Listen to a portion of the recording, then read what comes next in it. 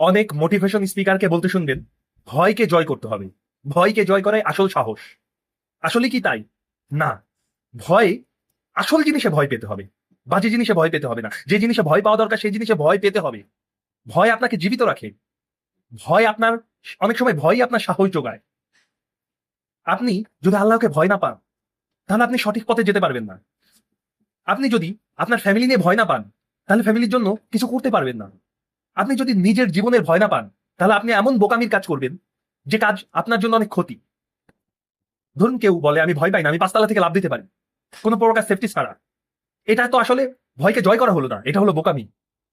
আপনাকে এই ক্ষেত্রে ভয় পেতে হবে, কারণ ভয় আপনাকে জীবিত রাখে। তবে সঠিক ভয়টা পেতে হবে। যেখানে আপনার ভয় পাওয়ার প্রয়োজন নেই সেটাকে ভয় করার কোনোই প্রয়োজন নেই। আপনি ভূতের ভয় পাচ্ছেন দেখে আপনি যদি জঙ্গল না পার হন, আপনি হতে পারে আপনি ওখানেই না খেয়ে মারা যাবেন পথ হারিয়ে। এই জন্য যে জিনিসটা অবাস্তব, যে আপনি জঙ্গল দিয়ে গেলে আপনাকে রাক্ষস এসে খেয়ে ফেলবে, সেই ভয়টাকে দূর করে আসল ভয় পান যে আমি এখানে যদি থাকি তাহলে আমার ক্ষতি হয়ে যাবে, আমাকে আগে বাড়তে হবে। সেই ভয়টা পাওয়া জরুরি। এই জন্য ভয় পাওয়া জরুরি, তবে সঠিক ভয়টা। ভয়ই আপনাকে জীবিত রাখে।